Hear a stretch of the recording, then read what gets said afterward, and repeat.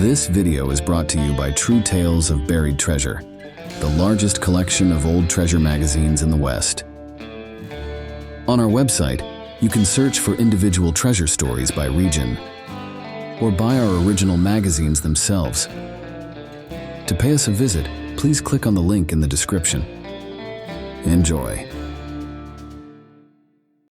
If someone in Trinity County, California, were inclined to rob a train, they would find it quite the challenge. Railroads simply don't exist there. A would-be robber, even today, would need to settle for targeting a mule caravan instead. Two tales of such robberies have circulated throughout the county for over a century. These accounts, so similar in nature, have been combined here. Both describe holdups that occurred on Trinity Mountain in 1856. According to the widely accepted version, Richard H. Barter was a Canadian who made his way south through Oregon to the gold-rich Mother Lode country in central and eastern California. He eventually settled at a site along the American River known as Rattlesnake Bar. It was here that he earned the moniker Rattlesnake Dick Barter from fellow miners. However, Dick soon realized that gold mining was grueling work and concluded that it would be far easier and more lucrative to let others do the hard labor while he reaped the rewards. He relocated closer to Auburn and became a full-fledged bandit. Rattlesnake Dick wasn't a lone wolf. He assembled a gang to aid in his exploits. Among his most trusted associates was George Skinner, whom he made his lieutenant. George's brother, Cyrus, also joined the gang, as did Bill Carter, Adolph Newton, and a man named Romero. Together, these six formed the core of the Rattlesnake Dick gang. In the spring of 1856, Barter received word of a substantial shipment of raw gold being transported south from Scott Valley in Siskiyou County. Given his time in Oregon, it's likely Barter had a good understanding of the region's geography. He had entered California as part of a group traveling the Oregon Trail, passing west of Mount Shasta and following the Sacramento River's west bank into the lower valley. Initially, Barter planned to ambush the stagecoach carrying the gold along the newly completed road connecting the Oregon Trail to Lassen's Road near the Pitt River crossing. However, ongoing conflicts with Native American tribes forced travelers to abandon this route early in the year. Urgent construction began on a new road further west, widening an old pack trail to accommodate wagons.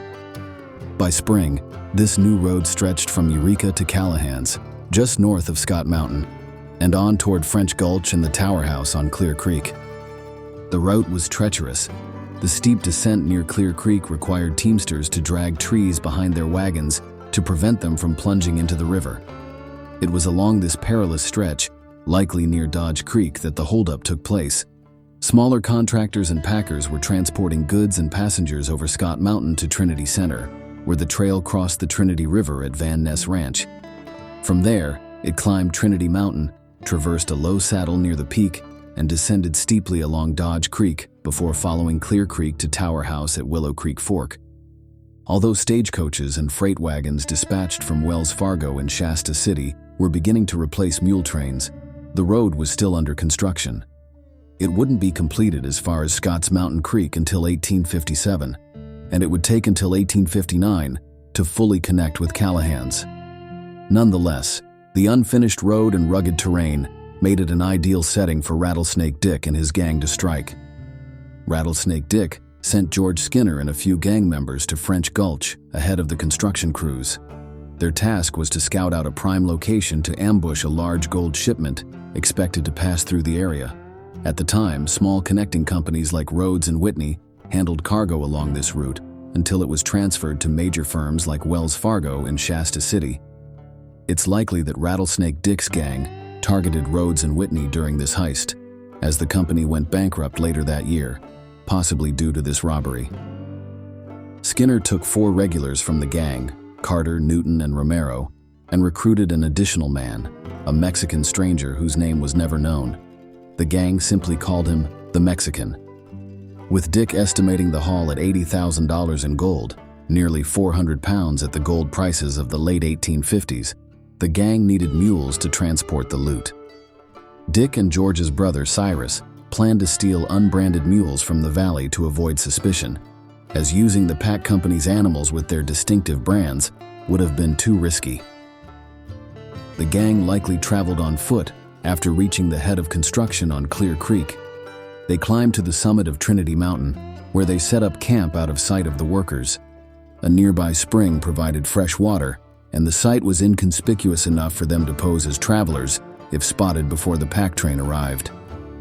After scouting the area near the Trinity River, the lookout reported that settlers were scattered along the river, making it difficult to escape unnoticed with the loot. The current campsite seemed like the best option, being about 3 or 4 miles from the nearest settlement. Just below their camp, a bend in the trail offered a good spot for an ambush. The next morning, Skinner confirmed the location and ordered one of the men to keep watch from a rocky vantage point. He also moved the camp from the spring to a more concealed rocky area closer to the lookout. This camp was likely in Van Ness Gulch. The gang waited restlessly. They expected Dick and Cyrus to arrive with the mules and for the pack train to appear at any moment. When neither arrived, Skinner sent 2 men to retrace the trail and search for Dick and Cyrus, but they returned late in the evening without finding any sign of them. Finally, the lookout spotted the pack train approaching the grade. The bandits moved swiftly. The packers were tied to trees before they could react, and the mules were brought to the camp, stripped of their packs and stampeded out of sight. Their victory was short-lived. Newton, the lookout, saw the packers escape their bonds and flee, one of them heading straight for Shasta City to raise the alarm. Realizing a posse would soon be on their trail, the gang grew anxious. Skinner debated leaving immediately but knew they couldn't get far while carrying over 80 pounds of gold each. By the next morning, tensions ran high, especially for the Mexican, whose unease only added to the growing pressure on the group. Skinner, though equally eager to flee, understood they were now cornered. The Mexican's nerves finally broke. He begged Skinner to let him take his share of the gold and leave while there was still time, insisting he'd take his chances. Skinner, however, knew better than to let a panicked man loose. There was no telling who he might talk to or what trouble he could cause. Besides, Skinner needed every gun in case of a showdown. He firmly refused. The Mexican, convinced that Skinner wouldn't risk the sound of a gunshot that could give away their position, rose defiantly and drew his knife, declaring that no one would stop him. Share or no share, he was leaving.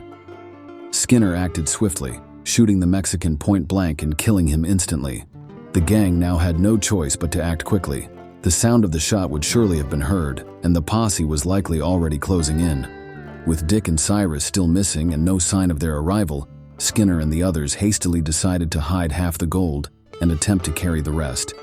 This meant each man would need to haul about 50 pounds. Skinner took 2 of the packs of gold and disappeared into the rocky terrain to stash them, taking precious time to hide the loot. While he could have hidden it almost anywhere on the steep hillside, it's likely that he either marked the location carefully for future retrieval or deliberately stayed away long enough to confuse the others. When Skinner returned to camp, he refused to reveal where he had hidden the gold. Instead, he ordered the remaining gang members to pack up and move out. He instructed each man to travel alone and promised to meet them later at their hideout near Folsom. Following Skinner's instructions, the outlaws likely stole horses or wagons at the first opportunity. All of them eventually reached the hideout safely, but there was still no sign of Rattlesnake Dick or Cyrus Skinner. Worried, the gang decided to head toward Auburn to look for their missing comrades. On their way, they stopped at Jack Phillips' place along the Folsom-Auburn Road, a spot where Dick was known to frequent. However, the packer who had escaped during the robbery had already alerted Wells Fargo in Shasta City, and the agent had dispatched a man named Barkley to stake out Phillips' place. Sure enough, when Skinner and the gang arrived, Barkley and his posse ambushed them. A fierce gunfight broke out. George Skinner was killed instantly. Romero was badly wounded, but managed to flee into the underbrush, only to be caught by Barkley while trying to swim across the American River. Carter and Newton surrendered without further resistance. The 3 surviving bandits were taken to Folsom to stand trial. Romero and Newton were convicted and sentenced to 10 years in prison. Carter, however, turned state's evidence and led authorities to a nearby cave where $40,000 of the gang's loot was hidden. As a result, Carter was released. Meanwhile, Rattlesnake Dick and Cyrus Skinner had been captured earlier. On the night of the robbery, they were caught red-handed at a mule corral and had been locked up in the Auburn jail ever since. George Skinner's death meant that the directions to the $40,000 in gold he had hidden on Trinity Mountain were lost forever. Carter's story provided enough details for the authorities to keep him under surveillance for a long time, but he was never seen attempting to recover the missing gold. Searches were conducted as far north as Trinity Mountain, but the stash was never found. To this day, it is believed that the $40,000 in gold remains hidden somewhere on the western slope of Trinity Mountain. By 1856, William Bill Lowden had already established himself as a notable figure in Trinity County. He was a miner, rancher, master mason, and an officer in the state militia. He was also a man of action, willing to pursue justice with determination. While it's unclear under what authority he acted in this particular case, it's believed that Bill served as a special deputy for the Trinity County Sheriff. This story unfolds in March 1856, the same year as another infamous robbery, and in nearly the same location. Once again, 5 men comprised the bandit gang. In this version, the central figure is Carter. Bill Lowden had good reason to believe Carter was a fellow fraternity member, though from a separate lodge, and this belief seemed to trouble him throughout his life. Carter's name was one Bill never forgot. Bill's involvement began when a packer named Solomon D. Barstow reached Shasta City with news of a robbery and sought Bill's help in pursuing the outlaws. Barstow also suspected a local gambler in Trinity County. Acting quickly, Bill apprehended and questioned the man, but satisfied that he wasn't involved, released him. The holdup itself occurred on March 12, 1856. Barstow, working for Rhodes and Whitney Express Company, was leading a group of 5 messengers transporting gold from Eureka to Shasta City. Their cargo, worth a total of $18,000, was to be signed over to Wells Fargo upon arrival. Barstow carried $10,000, Hillman had $31,000, and the other 3 men carried smaller amounts of $1,000 each. After crossing the Trinity River, the group was ambushed by 5 highwaymen who stripped them of their gold dust and tied them to trees out of sight of the trail. The bandits also drove off their saddle animals. During the holdup, Hillman recognized one of the outlaws as Carter. In a moment of desperation, Hillman gave Carter a fraternal handshake, which Carter recognized. Carter promised to tie Hillman's hands loosely if he agreed not to raise the alarm or attempt to escape for 3 hours. Hillman reluctantly agreed, allowing the bandits to escape with the gold. Once the agreed time had passed, Hillman freed himself and the others. 1 man was sent back to Eureka to raise the alarm, while Barstow and the rest continued on foot to Shasta City. Barstow then summoned Bill Lowden to help track down the robbers. Barstow and Hillman remained in Shasta City in case the bandits turned up there, while Bill set out for Red Bluff to investigate 3 suspects seen in the area. On arrival, he learned that the suspects had already moved south along the Sacramento River. Bill pursued them, and in Tehama, discovered that only 2 of the men had been spotted there. Locals believed they had continued further south along the river's west bank. At Tehama, Bill joined forces with a Butte County Deputy Sheriff, Fred Peelsticker. The 2 men rode south to Walsh's ranch to investigate a report of a stolen horse. The rancher confirmed that a horse, saddle, and bridle had been taken 2 nights earlier. With a fresh mount from the rancher, Bill and Fred continued their pursuit down the river, reaching Monroeville. However, they lost the trail there. Doubling back, the deputies returned to a location near the mouth of Chico Creek, where they had earlier seen a boat tied up. Suspecting the suspects had crossed the river, they paid the boat's owner to ferry them across, while their saddle horses swam behind. Once across, Bill and Fred headed east toward John Bidwell's ranch. About half a mile inland, they encountered a group of men clearing land.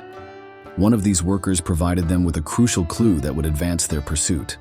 The worker informed the deputies that further up the river was a cabin that, while owned by 1 man, was often occupied by others whose activities seemed suspicious.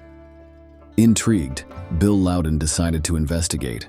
Following the workers' directions, the deputies soon spotted the cabin with a thin wisp of smoke rising from the chimney, suggesting it was occupied. They tethered their horses out of sight and approached the cabin cautiously, revolvers in hand. Rushing the door, they found the cabin empty. Inside, a log smoldered in the fireplace, producing the smoke they had seen. While Bill searched the cabin for evidence, Fred Peelsticker went outside to investigate the sound of wood chopping nearby. In one corner of the cabin, Bill discovered a locked carpenter's chest. Using a nearby pick, he pried it open. On the top tray, he found a small box containing letters. Among them was one that caught his attention, an appeal for help, and the rescue of some men confined in the Auburn jail. Bill pocketed the letter just as Fred returned with the woodchopper, an elderly and nearly deaf man. Communication with the old man was difficult, but they eventually learned that the cabin belonged to a man named Sloan. The cabin, often used by travelers heading between the mines and San Francisco, served as a stopping point where Sloan sometimes lent or rented horses for the journey to Marysville, accompanying riders to retrieve the animals. The old man added that Sloan had left with another man during the previous night and wasn't expected back until the next day. Suspecting they were on the right track, the deputies inspected the horses in Sloan's corral and identified one with Walsh's brand, confirming their suspicions. The trail led them toward Marysville, but Fred became violently ill within 2 miles of the town, forcing Bill to assist him the rest of the way. Once there, Bill secured a hotel room and summoned a doctor for his partner. After caring for the horses, Bill met with Captain King, the city marshal, who informed him that Carter, the man traveling with Sloan, had been arrested earlier that morning. Carter was already on his way to Shasta, escorted by a deputy. Though it was late at night, Bill and the marshal began searching Marysville for Sloan, suspecting him to be part of the gang, or at least connected as the keeper of one of their hideouts.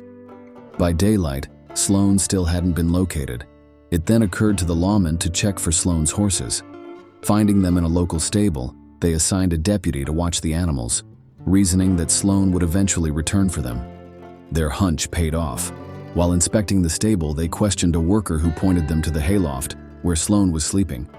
Bill and King called out for him, but when they received no answer, they climbed up to the loft. Sloan attempted to resist but was quickly subdued. The deputies arrested him and transported him to Shasta via the same route they had taken. They arrived by midday, where they found Carter had already spoken with Solomon Barstow and Hillman. Carter confessed that, believing they were being closely pursued, the gang had hidden most of their stolen gold along one of the tributaries of Clear Creek, likely Whitney Creek. This stream, south of the main trail, was relatively easy to reach from Dodge Creek in the ridge. Carter explained that the loot had been divided among the gang members as evenly as possible, using the original saddlebags from the express company. Hillman also shared with Bill the story of the handshake he'd exchanged with Carter during the robbery. Carter, hoping for leniency, agreed to turn state's evidence. Barstow, Hillman, and Bill worked to secure him a lighter sentence in exchange for his cooperation. Bill joined a sheriff's posse to search for the hidden gold. Clear Creek, a winding watercourse leading into the hills, offered many possible hiding spots. As the posse made its way upstream, disagreements broke out among the men over which direction Carter and his gang might have taken. The arguments only served to confuse Carter further, as he was already unfamiliar with the back trail. By nightfall, tensions within the posse were running high. Many of the men believed that Carter was intentionally leading them on a wild goose chase to create an opportunity to escape. Their frustration boiled over, and some even suggested hanging him on the spot before returning to town. Bill Lowden, however, firmly disagreed. He believed Carter was being truthful and urged the posse to quiet down and give Carter the space to think clearly. Bill assured them he would take full responsibility for ensuring Carter didn't escape, but warned that anyone who tried to harm him would have to deal with Bill himself. With that settled, the posse set up camp. That night, Bill enjoyed his first proper sleep in 5 days, managing to get 6 hours of rest. The next morning, the group resumed their search at first light. Around mid-morning, Bill and Carter passed a lone pine tree standing in a small flat below the trail. Carter stopped and pointed to a fallen tree nearby. "My money is buried under that old snag," he told Bill, just a little way out toward the standing tree. The entire posse descended into the flat. Snow had fallen since the gold had been buried, and it had to be cleared away before they could dig. After examining a few spots along the log, they finally uncovered the cache. Wood rats had gnawed holes in the buckskin sacks and some of the gold had spilled out. The first cache contained nearly $6,000. Carter speculated that his two companions had also hidden their shares of the loot in the same ravine. Leading the posse further down, he pointed out the spot where he had rejoined the others after burying his own gold. From there, he guided them back up the gulch about half a mile to the point where the group had initially split up. The posse conducted a thorough search of the half-mile stretch of canyon. While exploring the hillside, Bill noticed a freshly notched branch in the brush. Bending the limb, he aligned it with the direction of the cache and found the second stash of gold nearby. Close by, he located the third cache as well. These two discoveries yielded an additional $17,000, bringing the total recovery to about $23,000. Among the recovered gold was a marked sack belonging to Hillman, containing roughly $7,000. However, $8,000 of the stolen gold remained unaccounted for. The posse returned to Shasta City with Carter and the recovered gold. Since the robbery had occurred in Trinity County, Bill took Carter and another prisoner, Sloan, to Weaverville, the county seat, and handed them over to the sheriff. While in Marysville earlier, Bill had given Marshal King the letter he found in Sloan's cabin. King forwarded it to the sheriff's office in Auburn, where the gang mentioned in the letter had already been apprehended. When Bill later visited King in Marysville, the marshal informed him that the sheriff had located the men mentioned in the letter near Folsom. During the arrest attempt, one man was killed, and the other, severely wounded, fell into the river and was presumed drowned. Hearing this, Bill concluded that the sheriff's actions would likely keep any remaining members of the gang in hiding for some time. He decided to end his pursuit and return home. If the gangs mentioned in both versions of the story were indeed one and the same, the timeline would align as follows.